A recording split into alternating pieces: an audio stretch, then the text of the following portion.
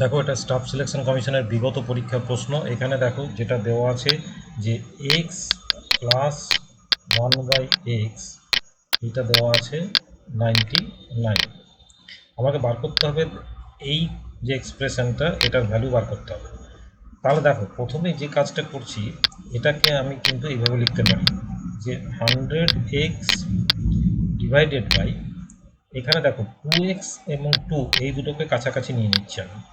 কেন নিলাম এটা পরের স্টেপে বলে দিচ্ছি। 2x প্লাস 2টাকে কাছাকাছি নিলাম, এটাকে আমি একটা ব্র্যাকেটও করে দিতে পারি।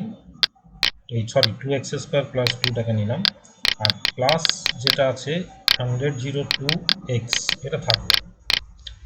এরপর দেখো এখানে আমি কি করলাম, এই পুরো এক্সপ্রেশনটাকে ওপর নিচে আমি এক্স দিয়ে ডিভাইড করব, তাহলে ওপরে 100x/x করলে কত থেকে যাবে, 100 থেকে যাবে। আমি অ্যাকচুয়ালি পুরো উপর নিচে পুরোটাকে ভাগ করছি, কি করছি, বাই এক্স দিয়ে ভাগ করছি,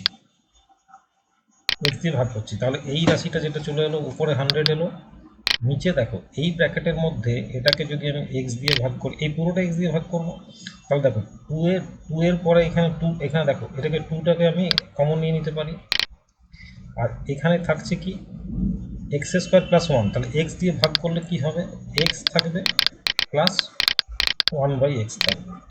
বুঝতে পারছো?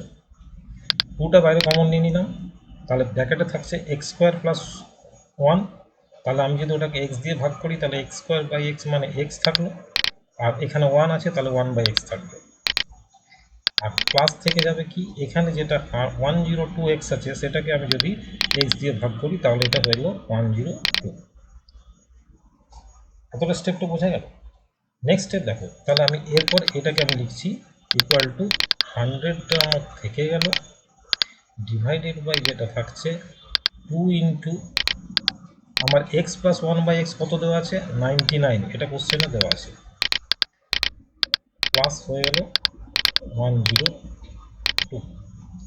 তাহলে এটা কত হয়ে গেল, 100 ডিভাইডেড বাই 99 ইন্টু 2 করলে কত হয় 198 প্লাস 102।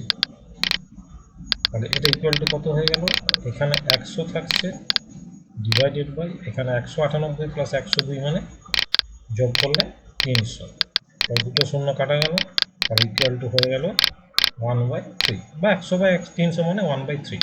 তাহলে এটার অ্যান্সারটা হয়ে গেল 1/3। তাহলে এখানে কোন অপশানটা অ্যান্সার হলো, 3-টা।